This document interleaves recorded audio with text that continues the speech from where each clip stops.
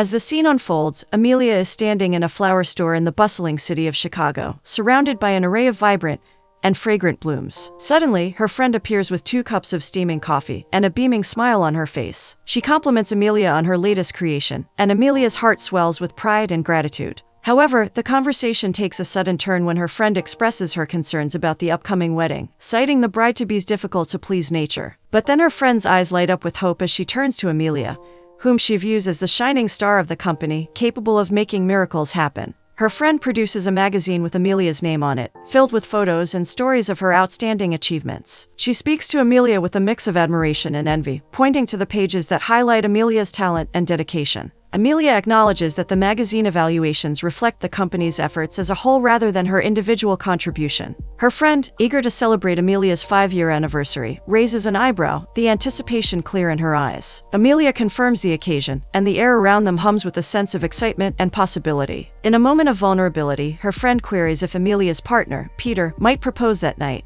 The question lingers, and for a fleeting moment, Amelia's face betrays a flicker of hope before she masks it with a neutral expression. Her friend, as if sensing her apprehension, assures her that he will indeed propose. As they part, Amelia takes a moment to thumb through the magazine, her heart pounding with anticipation. But as she reads the title of the article that bears her name, her heart plummets. The words on the page suggest that she is losing her touch. Overwhelmed with confusion and anxiety, she releases a heavy sigh. The scene fades to black, leaving Amelia to question whether her fear of losing her touch is valid and what implications it could have for her future. The next scene depicts Amelia in her kitchen, her face twisted with worry as she holds the phone to her ear, talking to her sister Bonnie, who is lounging by the pool with her fiancé. Bonnie tries to reassure her, telling her that she hasn't lost her touch and that she's even better than before. She reminds Amelia of her upcoming trip to Australia to plan Bonnie's wedding, a thought that brings a glimmer of excitement to Amelia's face. But her mood quickly shifts as Bonnie admits that she and her fiancé are actually on a wellness retreat. Panic sets in as Amelia questions whether everything is organized, but Bonnie brushes off her concerns, claiming that there's not much left to do, and asks Amelia to promise her not to read the review again. Eventually, Amelia promises her not to do so. As the dinner progresses, Amelia finds it hard to hide the turmoil churning inside her, despite the lovely ambience. The negative review has shaken her, and she can't seem to brush off the critics' harsh words. Peter, ever the supportive partner, tries to uplift her spirit by reminding her of her talent and the many clients who admire her work. But Amelia finds little solace in his words, her mind still caught up in the negative feedback. As they switch topics to their upcoming anniversary, Peter reveals he has a surprise planned. Amelia's heart races with excitement, hoping that he might propose. She listens intently as Peter talks about his upcoming surgery and the opportunities it will bring to his career. Though she tries to hide it, she feels crestfallen that it isn't the proposal she was hoping for. Despite her disappointment, she maintains the conversation, suggesting she leave early for her sister's wedding to have some time for herself. Peter agrees, but the dinner table feels heavy and strained. Later, Amelia carefully opens an old box. A familiar scent wafts out, bringing back a flood of memories. Her fingers settle on the picture frame. With a soft sigh, she pulls it out, gazing longingly at the captured moment between her mother, and her sister. Her heart swells with a bittersweet nostalgia as she longs for the comfort and safety of that time. She takes a deep breath before she returns the picture to the box. Amelia takes the plane the following day and flies to Australia to attend her sister's wedding. The scene transitions to Primrose Vet, where Mrs. Poppy ambles into the barn and approaches Grayson, who is deep in the throes of inspecting a horse. Grayson informs Mrs. Poppy that the horse's infection is recuperating satisfactorily, eliciting a sigh of relief and an expression of wonder from Mrs. Poppy at the horse's unflagging endurance. Grayson inquires about Mrs. Poppy's reason for visiting, to which she responds that she simply wished to exchange greetings. However, she soon discloses that she has caught wind of a rumor regarding Grayson being offered another veterinary position at the city zoo, and wonders if he intends to leave the town. Grayson rebuffs the suggestion of leaving, but Mrs. Poppy insists that the position could be a favorable opportunity for him and even lead him to meet someone special. Grayson admits his antipathy towards city life, but Mrs. Poppy counters by asserting that city people are merely rural folk who have strayed from the path, and then presents him with a basket laden with delicacies, a smile gracing her features. In the subsequent scene, Amelia stands alone at the desolate Primrose train station, surrounded by the eerie silence of nature, only interrupted by the faint rustling of leaves in the wind. Suddenly, the shrill ring of her phone pierces the tranquility, and her sister Bonnie's voice on the other end is filled with excitement as she inquires about Amelia's flight. Amelia responds that the flight was uneventful, except for the unfortunate disappearance of her luggage, including the special box that once belonged to their mother. Bonnie, ever the optimist, tries to reassure her that the lost items will eventually turn up. However, Bonnie has more news to share and requests that Amelia make a promise not to be disappointed. Despite her reservations, Amelia agrees. The spa music playing in the background makes it difficult for her to hear Bonnie, who surprises her with the revelation that she is still at the retreat, unable to leave due to a minor storm that has caused flights to be grounded. Bonnie then requests that Amelia pick up the wedding bands from town, as she is worried that something might happen to them. Reluctantly, Amelia agrees. She reminds herself that she is finally in Australia, and that everything will eventually work out for the best. Next, Amelia gazes in astonishment at the sparkling jewels displayed in the jewelry store's showcases before finally entering. The woman behind the counter greets her with a warm smile, and Amelia informs her that she's there to pick up some wedding bands. The woman congratulates her, assuming she's the bride, but Amelia quickly clarifies that she's only there to help the ring bearer. The woman nods understandingly and asks for the couple's name, expressing admiration for the happy pair. Unfortunately, the woman tells her that the rings have already been picked up.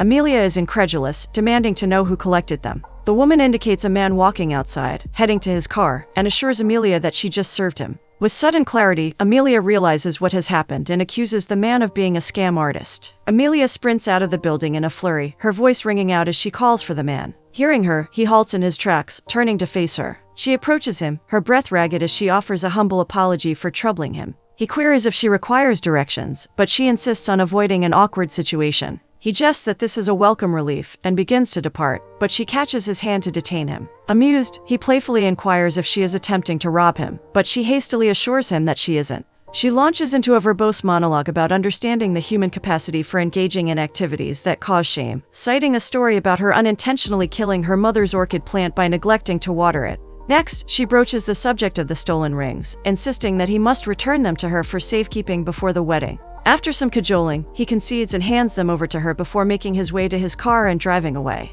As he departs, Amelia expresses her appreciation and pledges to patronize the local farmers market to support the agricultural community. She wishes him good luck in his future endeavors and finds herself ruminating on his physical appearance, acknowledging to herself that he is quite handsome despite being a thief. Grayson contemplates to himself, sensing that what just happened could lead to an intriguing turn of events. Amelia finds herself meandering along a serene country road, feeling slightly disoriented and desiring a signal on her phone. However, as she fails to find one, she continues her stroll, reveling in the blossoming flowers and the picturesque scenery that surrounds her. As she reaches the Hummingbird Inn, the sweet aroma of the flowers prompts her to pause and indulge in their fragrance. A man engrossed in gardening approaches her and tells her more about the flowers. With a genial smile, Tom Poppy greets Amelia, introducing himself. Amelia reciprocates the gesture with an introduction of her own, identifying herself as Amelia Hart. Tom recognizes Amelia as the celebrated florist and the esteemed maid of honor. He expresses his surprise at her early arrival, and Amelia offers an explanation, hoping that her prompt appearance doesn't pose any inconvenience. Tom assuages her concerns, reassuring her that she has arrived at the perfect moment. Next, as Tom and Amelia enter the inn, they are greeted with warm hospitality by Mrs. Poppy, who embraces Amelia with open arms and welcomes her to the establishment. Amelia is struck with awe as she takes in the charming and rustic atmosphere of the inn. Mrs. Poppy cordially invites Amelia to join her at the table, where she is introduced to Piper, who is working tirelessly on the wedding preparations. Mrs. Poppy reassures Amelia that Piper has made progress by speaking with Bonnie on the phone before the connection was lost. Piper expresses her frustration, feeling burdened with the responsibility of running the cafe and taking care of the wedding preparations alone. Mrs. Poppy points to Amelia, assuring Piper that she won't be alone anymore, and that Amelia's expertise in celebrity weddings will guide them to success. However, Amelia clarifies that her specialty is solely flowers and that the magazine feature was focused on her company rather than her personal achievements. Mrs. Poppy asserts that Bonnie has dubbed Amelia as the It Flower Girl of Chicago, making her the perfect candidate to assist with the wedding preparations. Mrs. Poppy also assures Amelia that she won't be alone, as everyone in the inn will lend a hand. Mr. Poppy adds that Grayson Tanner, the best man, is eager to assist with the arrangements. Amelia agrees to do her best, and Mrs. Poppy hands her a list of tasks. Piper, who works at the cafe, offers her assistance with whatever Amelia needs, including baked treats like biscuits, macaroons, and cake, especially cake. Mrs. Poppy informs Amelia that Piper is also in charge of making the wedding cake for Bonnie and Jake. Amelia admires Bonnie's abilities and looks through the list to determine what has to be done first. She mentions wedding rings being at the top of the list and verifies that she has already removed them. She realizes she has to clean up after getting a glimpse of her face. Mrs. Poppy graciously offers to show her to the cottage, where she may freshen herself in the bathroom. In the following scene, Amelia walks with the Poppys towards the cottage, feeling grateful for their warm welcome and kind gestures. The quaint beauty of the inn and its surroundings continues to captivate her, leaving her in awe of the attention to detail. Mrs. Poppy assures her that they have taken care of her clothing needs and offers a few of Bonnie's clothes for her to wear. Mr. Poppy chimes in with some cake tasting advice, sharing Jake and Bonnie's preferences. The Poppys' love for gardening and nature is evident as they talk about the humble daisy, and their belief that weeds are just flowers out of place. Amelia finds Mr. Poppy's romantic side to be charming, and his wife reveals that his love for gardening has influenced his outlook on life. As they arrive at the cottage, Mr. Poppy hands Amelia the key and encourages her to make herself at home. Amelia thanks them both and waves goodbye, feeling excited about the upcoming days in this beautiful place. Stepping into the quaint room, she takes in every detail of its beauty. Amelia pulls out her phone and calls Peter, but she is put on hold. After a while, she decides to leave a message describing the stunning inn and the captivating flowers she has encountered. She expresses her excitement about the new discoveries, but the line abruptly cuts off, leaving her feeling disappointed. Amelia then puts on a lovely pink dress borrowed from her sister and prepares for the meeting. She walks out to the cafe and, upon seeing Grayson, approaches him with a friendly greeting, introducing herself, and they both take a seat. Grayson inquires about her recent trips, including her flight from Chicago. Puzzled, Amelia questions whether they have met before, to which Grayson responds sarcastically,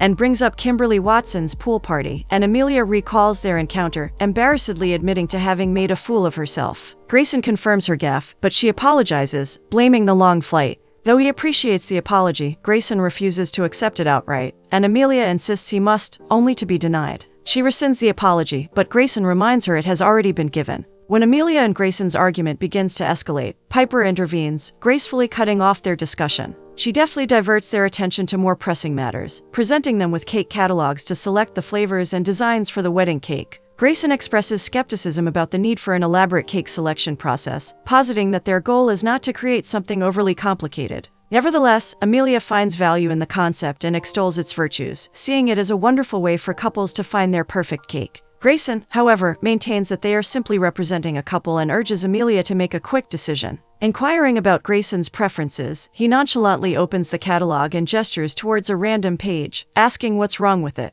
His suggestion, unfortunately, misses the mark, as Amelia promptly dismisses the option, observing that it's a child's birthday cake in the shape of a tractor. Piper offers Amelia and Grayson samples of her delectable cakes to taste, all while taking careful notes on their feedback. Amelia savors a piece of cake and wonders if it's coconut, recalling that coconut cakes were once immensely popular in the early 2000s and perhaps making a comeback. Grayson mocks her assertion, insisting that cake flavors do not come and go in trends. However, Amelia, a seasoned florist, argues that trends exist for everything, even cakes. She goes on to share that Earl Grey tea is presently a fashionable cake flavor. Grayson is dubious, but Piper confirms that she has made Earl Grey, jasmine, and matcha-flavored cakes. As they continue to sample the cakes, Amelia praises a perfect chocolate cake, and Grayson insists they choose chocolate. But Amelia refuses, stating that her sister Bonnie doesn't like chocolate. As the conversation between Amelia and Grayson about cake flavors continues, Piper begins to feel uncertain about how to proceed. Sensing their indecision, she decides to offer a suggestion. She reminds them that she is there to offer a variety of options that cater to the couple's preferences, and suggests that they seek the opinion of the bride and groom. Grayson groans in frustration as he calls Jake to vent about the wedding planning process with Amelia. Despite only having been betrothed for 20 minutes, Grayson already feels disheartened. He recounts that he gave her an opportunity to be amicable, and she accused him of being a pilferer. When it came time to select cake flavors, she chose tea, something Grayson finds inconceivable. On the other hand, Amelia calls her sister Bonnie, and she begins to bemoan the differences in attitude between herself and Grayson when it comes to making decisions. She explains that Grayson makes snap judgments without considering all the options available, while she prefers to take her time deliberating before coming to a conclusion. Grayson predicts that Amelia would attempt to transform the wedding into an ostentatious Instagram and Pinterest wedding, while Amelia assumes it would be akin to a young child's birthday celebration. In turn, Bonnie expresses her trepidation at having such a huge responsibility thrust upon her sister's shoulders. However, Amelia remains unfazed. After all, she has already overcome adversity in dealing with excessive wedding demands. The next scene depicts a table full of samples of cakes that have been carefully arranged for tasting. After taking small bites from each one, Amelia and Grayson score them, 4 out of 5 for the citrus cake and 1 out of 5 for the coffee cake. Finally, both unanimously decide upon rose buttercream with a perfect rating of 5 out of 5. With a mutual sense of relief emanating between them, Grayson glances at his watch before making mention that he should depart. However, Amelia suggests meeting tomorrow morning given the tight schedule ahead, which is agreed upon by Grayson. The next day, in the early morning, Amelia and Mrs. Poppy stroll by the lakeside, taking in its tranquil beauty. They stop on a bridge to admire the glistening of the water against the backdrop of lush greenery, and vibrant flowers that fill their view with awe-inspiring splendor. Mrs. Poppy smiles warmly at Amelia, remarking how wonderful it is to have an artist in residence again. Amelia, however, humbly says that she isn't an artist but just a florist, making arrangements for clients who are more interested in show-stopping blooms than the sentiment behind them. She mentions her prospect of securing a major contract to supply flowers for corporate offices throughout the financial district. Mrs. Poppy then asks if Amelia will miss working with people after hearing about her mother's flower shop from Bonnie, which sounds like she is following in her mother's footsteps. At this question, emotions begin to well up inside of Amelia as she fondly remembers what made her mother so special when selling flowers from their store. She was always offering customers pieces of her heart and expecting nothing less in return, something that Amelia believes is impossible in her case. Seeing this struggle written on Amanda's face, Mrs. Poppy comfortingly touches Amanda's hand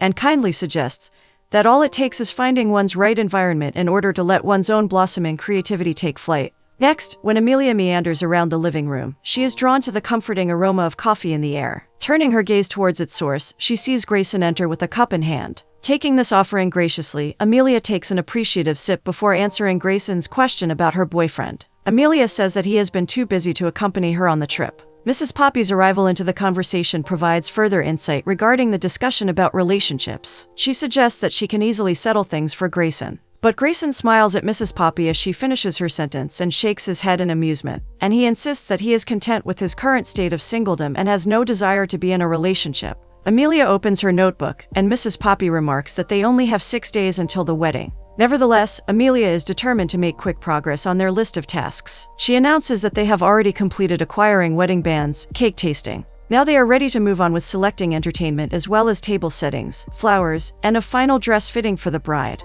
They all confident that soon enough her sister, Bonnie, and Jake will appear. Mrs. Poppy happily agrees with Amelia's plan as she smiles eagerly in anticipation of what is still to come. Later, Amelia, Grayson, and Mrs. Poppy gather around the table to discuss which band to choose for the wedding. Amelia announces that Bonnie and Jake's first option has fallen through, leaving them to make selections from their favorites performers as a unanimous pick is needed in order to win. The first act comes into view, a couple dancing flamenco with immense precision. Both Amelia and Mrs. Poppy find themselves captivated by this unexpected sight. After they finish performing, they receive high applause while Amelia and Mrs. Poppy join them in dancing. Grayson, however, politely declines to join them. Next up is a country singer loud enough to hear his banjo playing. Even though Amelia and Mrs. Poppy are not fans after further inspection, Grayson takes pleasure in its sound waves nonetheless. The third performance sees 3 members working together harmoniously on violins as if no one else's presence counted at all. So melodic is their choir, except for Grayson and Mrs. Poppy, who soon succumb to comfortable sleep only to be awoken by Amelia's applause. Knowing there can only be one winner decided between the trio, each argues contently over which band shall finally be chosen for Bonnie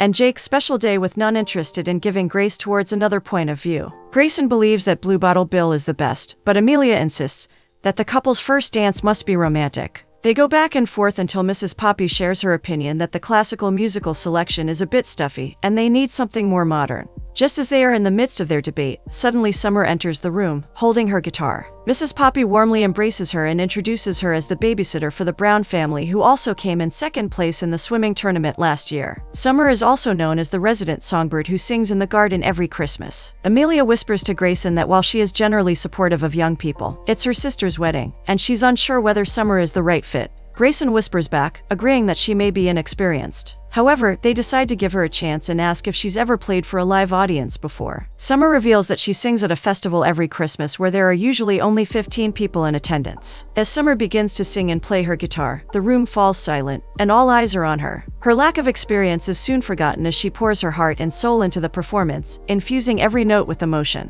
Amelia and Grayson share a look of enjoyment as they listen to her stunning voice and impressive guitar skills. The music fills the air, and it's as if time stands still for a moment. When Summer finishes her performance, the trio can't help but burst into a round of applause, congratulating her on a job well done. Amelia then offers her the gig, and the joy on Summer's face is unmistakable. The following scene depicts Amelia and Grayson walking together in the beautiful garden. The gentle breeze rustles through the trees, carrying with it the scent of blooming flowers. Amelia wears a warm smile on her face as she shares her excitement with Grayson. As they walk, Amelia explains that their next task is to choose the flowers for the wedding. She suggests that she can handle it alone, but Grayson insists on fulfilling his duties as the best man. Amelia agrees and continues walking, taking in the beauty of the garden around her. Grayson follows closely, determined to be there for help. Amelia and Grayson make their way to the flower nursery, where Mr. Poppy is engrossed in his gardening. Amelia greets him warmly, and after learning that a musician has been found, Mr. Poppy shares his admiration for his wife, who helped make it happen. Grayson compliments the Poppys' love for each other, which seems to grow stronger with each passing day. Amelia's attention is then drawn to the heat-resistant roses, and she asks Mr. Poppy about their voluptuous beauty, which he shares with great passion. Amelia spots the camellias and shares her admiration for the flower, asking Grayson if he thinks they're beautiful. He responds hesitantly, and Mr. Poppy offers to show them his National Camellia Reference collection, and invites Amelia to help him plant some of the seedlings. She accepts excitedly, eager to learn more about the intricate world of gardening. Amelia, Mr. Poppy, and Grayson continue planting the flowers with great joy and excitement. Amelia is in awe of all the hard work and beauty that Mr. Poppy has created. As they work, Amelia spots a quaint cottage in the distance and asks about it. Mr. Poppy explains that it's an old barn store where he hopes to sell flowers and produce from the garden. Amelia and Grayson both agree that the cottage could be something special with a little bit of paint and a new roof. As they finish their planting, Amelia's eyes remain fixated on the barn, transfixed by the endless possibilities that the structure holds. In the next scene, Amelia and Grayson continue walking, admiring the beauty of the plants and flowers around them. Grayson smiles at Amelia, and his heart swells with admiration for this new side of her that he's discovering. He can't help but feel drawn to her carefree demeanor and passion for plants and flowers. Amelia notices Grayson's smile and can't help but feel a sense of amusement. She's happy that Grayson is seeing her in a new light, and she feels comfortable being herself around him. Their conversation flows easily, and Amelia opens up about her love for camellias. She speaks about how they are special to her because they were her mother's favorite flower as well. She tells him that her mother passed away from cancer when she and Bonnie were both young. Grayson can see the emotion in her eyes, and he offers his condolences for her loss. He can sense how much camellias mean to her and how they keep her mother's memory alive. When Amelia asks if it's cliché to be a florist named after a flower, Grayson reassures her that it's not. He shares his personal experience about his own name, which eventually turns out to be an imaginary story just to ease her pain. Later, they return to the flower nursery, surrounded by the sweet fragrance of blooming flowers. Amelia points out the various blooms he is cultivating for an upcoming wedding. Grayson's attention is caught by the bright yellow petals of one particular flower, and he voices his appreciation. But when Amelia reminds him to remain quiet, he obliges and stands beside her, wordlessly offering his support. However, Amelia's mood seems troubled, and Grayson senses her unease. Concerned, he asks her what's wrong, and she confesses her belief that flowers are more than just pretty decorations. To her, each bloom has its own unique voice and language, a way of expressing emotions that can be discerned by those who pay attention. As an example, Amelia brings up Mother's Day and asks Grayson what kind of flowers he would get for his own mother. He suggests carnations, but Amelia challenges him to consider the significance of a red rose. Amelia's eyes glitter like jewels as she draws closer to Grayson, the red rose held delicately in her hand, questioning what it is about this particular flower that conveys feelings of love and desire. Grayson admits that he doesn't know, and Amelia retreats with a sense of confusion and frustration. Just then, Grayson's phone rings, interrupting their conversation. He checks the call and explains to Amelia that he has a minor procedure scheduled. But the bigger issue is that his assistant is stranded on a mountain with his fiancée. Sensing his urgency, Amelia offers to help, and the two of them rush to Grayson's truck, their hearts pounding with a sense of purpose and determination. Amelia and Grayson pull up at Primrose Vet, and they both step out of the car. Grayson carefully lifts a small kangaroo in a box,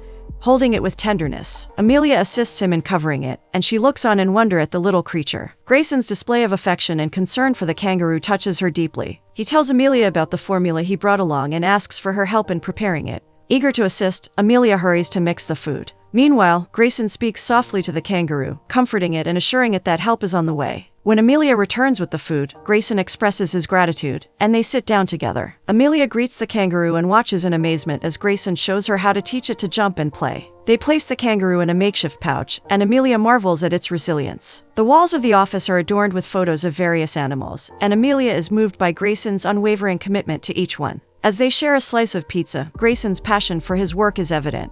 He explains that his job requires long hours, but he always finds time for the things that matter to him. As the day comes to a close, Grayson drives Amelia back home, and they exchange kind words. The thought of meeting again to finalize the wedding seating plan fills Amelia with anticipation. As Grayson bids her farewell, Amelia feels a deep sense of warmth and fondness for the compassionate veterinarian. Amelia enters the inn and beholds the spectacle of Mr. and Mrs. Poppy, each cradling a cup of piping hot coffee, immersed in a heartfelt dialogue. A warm, welcoming smile illuminates Mrs. Poppy's countenance, while Mr. Poppy nods his head in deference. Mrs. Poppy offers Amelia an invitation to join them in their quest to witness the beauty of the fireflies at the garden's end. While Amelia finds the notion alluring, she declines the offer, expressing her desire to turn in for the night. With gentle words, Mrs. Poppy bids Amelia a peaceful slumber, to which Amelia reciprocates the sentiment. The next morning, Mr. Poppy rises early and tends to his beloved plants, nourishing them with care and attention. As he works, Amelia arrives, walking towards him with a warm smile on her face. She greets him, and she explains that she is headed off to work on some new flower designs, promising to have something ready for him soon. Sensing an opportunity, Mr. Poppy hesitantly asks Amelia if she might be able to help him with the matter of the heart. It is his wedding anniversary, he admits, and he wishes to impress a certain someone. Amelia responds warmly, expressing her eagerness to assist in any way she can. The following scene depicts the trio of Amelia, Mrs. Poppy, and Piper standing amidst the verdant garden, conversing with each other. Mrs. Poppy, with an air of passion and enthusiasm, declares that the garden yearns for the sound of laughter and the sight of children playing. Piper shares her optimism that the garden will once again be brimming with guests, evoking a sense of hope for the future. Mrs. Poppy, with a touch of melancholy, admits that she's unsure how to share the garden's beauty with the world. Piper, in a gesture of warmth and kindness, offers them her homemade honey blossom biscuits, made with honey from Mrs. Poppy's own beehives. Amelia remarks on Mr. Poppy's talent for creating visual wonders that delight the eye, while Piper's delicious biscuits tantalize the taste buds. Mrs. Poppy's presence, with her innate ability to make everyone feel at home, completes the trifecta of joy. Amelia yearns to bottle up the essence of the garden and sell it to every person in Chicago, to share the beauty she's been privileged to witness. Mrs. Poppy compliments Amelia on her dress and proceeds to ask about her boyfriend, Peter. Amelia mentions that she's been trying to contact him all morning but hasn't been able to reach him due to his hectic schedule as a surgeon. Mrs. Poppy, curious and wise, inquires about what Amelia loves about Peter, but Amelia falls silent. Piper changes the subject and asks Mrs. Poppy how she knew that Mr. Poppy was the one for her. Mrs. Poppy explains that when she's with him, he sees her completely for who she is, flaws and all, and that he loves her regardless. Amelia reflects on the nature of love and how it can make one blossom, echoing her mother's words. The following scene depicts Amelia sitting on the couch, her hands moving with the skilled precision of a master florist. Yet, with every scrap of paper that crumples beneath her feet, it becomes increasingly clear that something is weighing heavily on her mind. Just then, Grayson enters the room. He greets her cheerfully, reminding her of their task for the day, to assist Mrs. Poppy with the wedding seating arrangement. For a moment, Amelia seems confused, lost in a haze of worry. But then, like a sudden gust of wind, she snaps back to reality, realizing that it is already 10 o'clock. As Grayson watches Amelia's deft fingers move, he can't help but be impressed by her skill. Yet when Amelia dismisses his compliment, her voice tinged with self-doubt, Grayson senses that something is amiss. He can see her worries etched into her features, and he knows that he needs to help. With a heavy sigh, Amelia reveals that the source of her anguish is the bad review from August Ivy of Coast to Country magazine. The words cut deep, leaving Amelia feeling like she has lost her touch as a florist. Although Grayson tries to reassure her that one bad review does not diminish her countless successes, Amelia remains doubtful, her confidence shaken. She frets over the impact of one negative opinion, wondering if it is a sign that her best days are behind her. Determined to lift her spirits, Grayson suggests they leave the house. Amelia is hesitant, but Grayson insists that Mrs. Poppy can handle the seating arrangement. Taking Amelia's hand in his own, he leads her out the door, determined to show her that there is still so much beauty and wonder in the world. Mrs. Poppy's heart swells with a sudden rush of emotion as she catches sight of Grayson and Amelia strolling down the garden, hand in hand. Grayson and Amelia ride their bikes by the lake, surrounded by an array of vibrant flowers that adorn the idyllic scenery. Grayson takes a moment to show Amelia a kangaroo paw flower, a rare and exotic specimen native to his homeland, and her face lights up with joy. As they continue to stroll along the boardwalk, laughter and chatter fill the air, and the gentle sound of waves crashing onto the shore serves as a soothing melody to their ears. When they stop to watch the sunset, the tranquility of the sea and the meeting point of the river stir a sense of nostalgia within them, a feeling of being at home.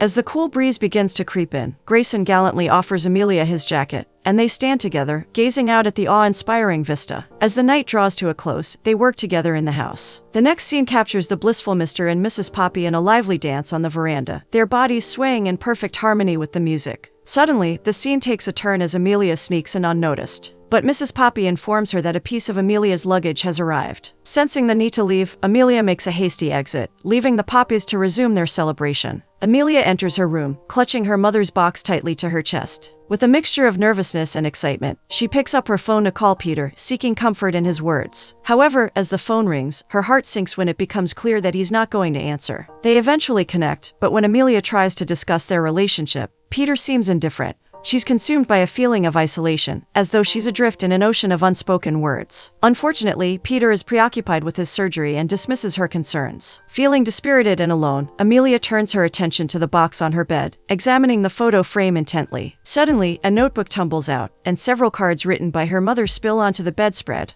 Reading through the notes, Amelia feels a stirring of emotions within her, like a river of feeling coursing through her veins. From Mrs. Mackenzie's failing eyesight to Kate's broken heart, each message resonates with her deeply, evoking a sense of empathy and understanding. Next, as the sun rises on a fresh new morning, Amelia eagerly grabs her bike and pedals her way over to Primrose Vet to see Grayson. She can barely contain her excitement, eager to share her latest discovery with him. Upon arriving, she calls out his name and rushes over to him, her face lighting up with joy. As she speaks, her words flow effortlessly, and it's evident that she's pouring her heart out. She describes her mother's notes and how paying close attention to others has helped her gain valuable insights into their lives. As she reads her mother's notes, Amelia's emotions swell, and she feels an unstoppable surge of creativity building up inside her. Suddenly, she spots the horse that Grayson is looking after, and she's struck by its breathtaking beauty. Grayson nods in agreement, a smile spreading across his face. Despite her desire to stay and soak up the moment's beauty, Amelia knows it's time to leave. Her heart is full, and she's determined to continue her mother's legacy with renewed inspiration.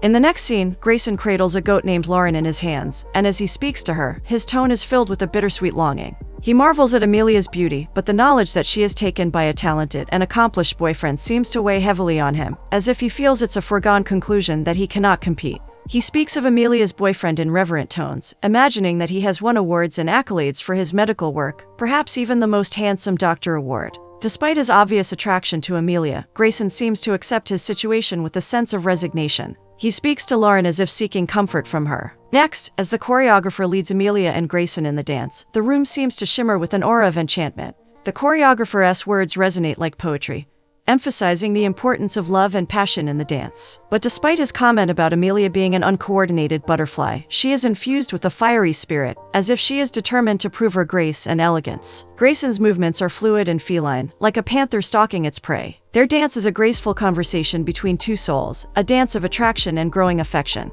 But then, suddenly, the phone rings, shattering the serene atmosphere. Amelia breaks away from Grayson, reluctantly answering the call. It's her boyfriend Peter calling, and Grayson can feel his irritation building. Amelia hangs up, asking Peter to call him later once she is free and apologizing for the interruption, and Grayson tries to mask his frustration. She notices the stern expression on his face and asks if he's okay. Grayson, attempting to keep his emotions at bay, replies that he's just feeling the music. They return to their dance, Grayson's movements a bit stiffer now, but the passion between them is still evident. As the beat picks up, Grayson dips Amelia down low, and they share a moment of intense eye contact, their faces only inches apart. After coming to the end, the spell is broken and they separate, catching their breath. The choreographer compliments them on their progress, assuring them that they will be more than ready for the wedding. Amelia and Grayson quickly clarify that they are just friends. Grayson looks away, his expression troubled and conflicted as he realizes the extent of his feelings for Amelia. In the tranquil evening, Mr. Poppy embraces Mrs. Poppy, carefully concealing her eyes as he leads her through the fragrant garden with Amelia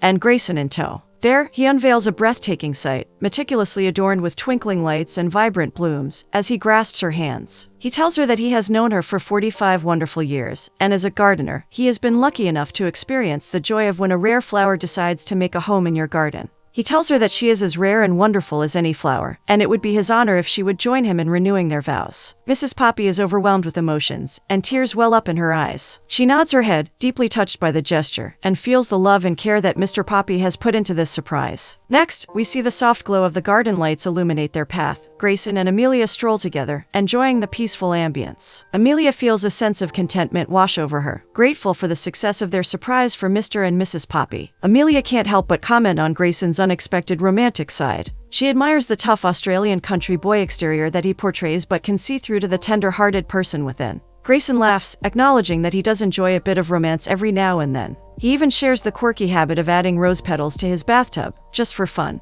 As they walk further, Grayson opens up about his past engagement, revealing that despite all the preparations being made, it fell through. Amelia listens with genuine empathy, understanding the pain of a broken relationship. Grayson reflects on how this led him to throw himself into his work, where he found solace and passion caring for the animals. Grayson takes the flower necklace from Amelia's hand and places it gently on her head, their eyes locking in a shared moment of warmth and understanding, and they continue their stroll. As Amelia settles into her room, she hastily initiates a video call with Peter. Their conversation begins with small talk about her dress and life down under, but Amelia knows there is something else she needs to say. Peter quickly realizes what Amelia is trying to tell him. The thought of marriage crosses his mind, but it's not what Amelia wants. Her disappointment is palpable as Peter suggests marriage after he becomes chief of medicine. Amelia's disappointment turns to sadness, and her voice trembles as she tries to explain how she feels. Peter is quick to dismiss her romantic notions, claiming that real life is not like in the movies. Amelia disagrees, and she tells him that if they were meant to be together, it should come naturally. It shouldn't be this hard, and maybe they aren't growing together anymore. Peter is thoughtful as he listens to her words, and he knows he can't give her what she needs. Eventually, they apologize to each other, acknowledging that maybe they're better off as friends. Meanwhile, Mrs. Poppy stands at the door, holds Amelia's dinner plate, and hears every word of the conversation, then leaves joyfully. The morning after, Mr. Poppy and Grayson work together to repair the truck, both lost in their own thoughts. Mr. Poppy notices that Grayson is unusually quiet, unlike his usual self, who is always ready to point out something wrong.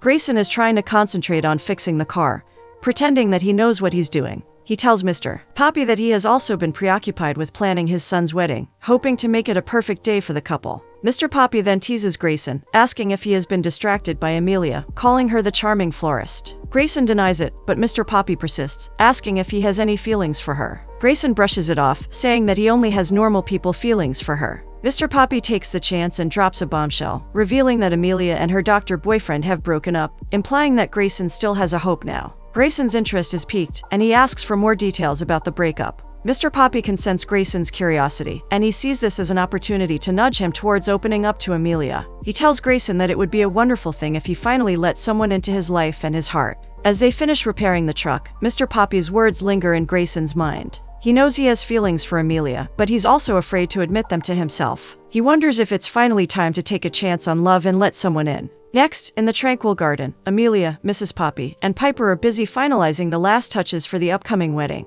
As they work, their laughter and playful banter fill the garden with a contagious energy, and even the flowers seem to sway in rhythm with their mirth. Mr. Poppy's eyes twinkle with delight as he watches the trio laughing and chatting, their carefree spirits lifting his heart. Later, Amelia retreats and sits alone amidst the serene beauty of the flower nursery, pondering her feelings of joy and unease. The gentle rustle of leaves and the sweet scent of blooming flowers fill the air as she tries to make sense of her conflicting emotions. Suddenly, Mr. Poppy enters the nursery, his face beaming with happiness as he speaks about Grayson's newfound joy. However, Amelia is curious about the dark clouds of the past that loom over Grayson's heart. Mr. Poppy reveals that Grayson's heart had been shattered when his fiancée left him at the altar, and that it took him a long time to heal, but eventually he succeeded. Amelia feels a pang of empathy for Grayson, but at the same time, her own happiness is tinged with doubt. She feels torn between the life she had built in Chicago and the newfound happiness that has come into her life. It is then that Mr. Poppy shows her a flower, a beautiful specimen that exudes the vibrancy of spring, and he tells her that he did not create it but that it grew itself, driven by its own innate desire to thrive. As he speaks, Amelia realizes that love, too, is like a flower, something that grows where it is nourished and cherished. As Amelia deftly arranges the blossoming blooms of the wedding bouquet, Grayson gracefully enters the room, bearing a tray of delectable cakes in his hands. His charming smile and light-hearted demeanor are infectious as he offers her more cake, teasingly admitting that he has become Piper's official taste tester. Despite her joyous laughter, Amelia politely declines his offer, explaining that she simply cannot indulge in any more sweets. Grayson then turns his attention to the bouquet, marveling at her choice of flowers and her steadfast adherence to a single color palette. His eyes light up with wonder as he admires the delicate nature of the dahlia and the enchanting beauty of the aster, while noting that baby's breath, though pure, is not to her taste. Abruptly, the sound of Amelia's phone disrupts the tranquility of the moment, and she quickly excuses herself from Grayson to answer it. Tom Hooper, the president of the Chamber of Commerce, is on the other end of the line, and he has delightful news. He offers Amelia the contract, and she is overwhelmed with joy and gratitude. However, unbeknownst to her, Grayson overhears her mentioning that she will soon be returning to Chicago after the wedding, and his expression turns melancholy. Without a word, he quietly slips out of the room, leaving Amelia confused and lost in thought. As the call with Tom comes to an end, Amelia looks up, expecting to see Grayson by her side. Instead, she finds an empty room, and her heart sinks with disappointment. Despite her excitement for her new venture, her mind is preoccupied with the thought of what her future with Grayson might hold. The next scene opens to a flurry of activity, the air thick with excitement. Mrs. Poppy is bustling around, helping Amelia into her wedding dress. Grayson is already dressed in his suit and stands before the mirror, his heart racing with anticipation.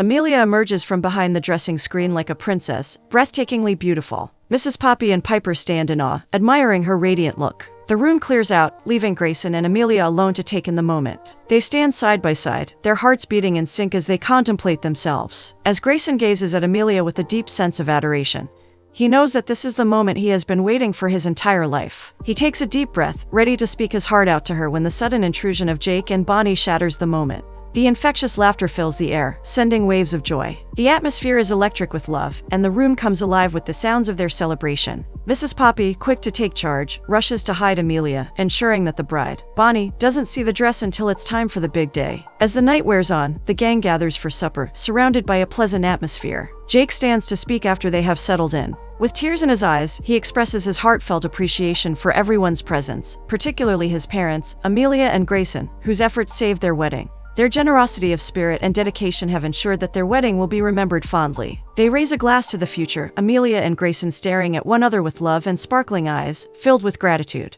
On the following day, the wedding day finally arrives, and there's a palpable sense of excitement in the air. Jake and Bonnie make their way down the aisle. All eyes are fixed on them, and their radiance leaves everyone awestruck. Standing face to face, reciting their vows, an aura of happiness and festivity fills the atmosphere. The crowd bursts into applause as they seal their love with a kiss, and the two are lost in each other's embrace. The room falls silent as Grayson steps forward to deliver his speech as the best man. As he introduces himself, he exudes a sense of pride and gratitude for being part of such a special day. Grayson confesses that he hasn't always understood what love is, and wonders if that's because love can be found in so many things: friends, family, passions, work, and values. He reflects that sometimes people are lucky enough to meet someone who embodies all of these things, and that's when love blooms like a seed growing into something beautiful. Then, Grayson toasts Bonnie and Jake. His voice is filled with affection for the couple. He notes that they make love look easy, and wishes them well for their future. Amelia stands next to him, and the two share a knowing look, perhaps hinting at their own budding romance. Once Grayson finishes his speech, everyone raises a glass to the happy couple, filled with hope and joy for what's to come. Amelia and Grayson enjoy the ecstatic ambience of Jake and Bonnie's wedding celebration from the balcony. Grayson eventually gathers the confidence to convey his heart's deepest desires to Amelia, telling her how much he adores her in the midst of the boisterous atmosphere. Their happiness is tinged with sorrow, however, because they confront the daunting challenge of living in various locations and following distinct careers. Grayson pushes Amelia to embrace her artistic abilities, pressing her to grasp her potential. But Amelia believes that the offer she received is a once-in-a-lifetime opportunity. Grayson departs with a sorrowful heart, leaving Amelia alone with tears in her eyes. Next, the morning sun filters through the wooden slats of the barn, where Grayson packs his belongings. He looks down at Lauren, the goat, and speaks to her with a mixture of sadness and reassurance that he will come back to her. Suddenly, Jake comes in and confronts Grayson with a mix of hurt and anger, his voice laced with disbelief as he questions Grayson's decision to leave without a proper goodbye. Grayson, feeling the weight of his own emotions, tries to explain his reasoning, citing the desire for a fresh start and the wish to avoid causing any drama after the wedding. Despite his best efforts, Jake can sense that Grayson is holding something back, and he presses him further, suspecting that the real reason for his departure is Amelia. Grayson denies it vehemently, but the truth shines clear in his eyes. He walks away from the barn, his eyes fixed firmly ahead, unable to bear the pain of looking back at all that he is leaving behind. Meanwhile, Amelia and Bonnie spend their last day together before Amelia departs for Chicago. They admire the beauty of the garden in front of them. They are surrounded by the cheerful sounds of families and children playing and sunbathing. Mrs. Poppy and Piper approach them, excited to tell them about Amelia's increasing success on social media. Bonnie's heart fills with pride as she embraces her sister and tells her that Amelia has always had that distinctive something. Mr. Poppy raises the stakes by suggesting that Amelia, like her mother, open a flower shop in Primrose. Amelia's pulse is beating with excitement as she races towards Jake, her head overwhelmed by Grayson's thoughts. When she asks him if he's seen Grayson, her eyes brimming with hope. As Jake delivers the news that Grayson has left for the city to start a new job at the city zoo, a wave of worry crashes over Amelia. Her mind races, desperately searching for a solution, as Jake informs her that Grayson has just left and won't arrive at the train station for at least 15 minutes. Her heart beating like a drum, she recalls the majestic horse Mercedes, a stallion she knows can outrun any truck. With a burst of determination, Amelia sets off towards the barn, her legs moving as fast as her heart. Amelia gallops atop Mercedes, the wind whipping through her hair as she rushes through the emerald expanse. Fear grips her heart as she races to catch Grayson before he slips away. Her eyes search until she spots his broken-down truck in the middle of the road. With urgency, she dismounts the horse and approaches him. She calls out his name, barely able to catch her breath. Grayson slowly turns towards her, his eyes looking at hers with bewilderment. On the other hand, Amelia is unfazed, determined to finally share the truth that has been burning within her. Her words tumble forth with a grace and tenderness that are nothing short of exquisite. With each passing moment, she reveals the depths of her heart, exposing her deepest wants, goals, and dreams, which she prefers to share only with Grayson. Grayson is listening intently the entire time, his heart bursting with passion as he realizes the magnitude of her affections for him. They are both acutely aware of the enchantment unfolding before them in this last scene. And when the camera settles on them, we are left with the memory of their long passionate kiss, and the sight of their bodies entwined, as well as the understanding that true love does ultimately conquer everything.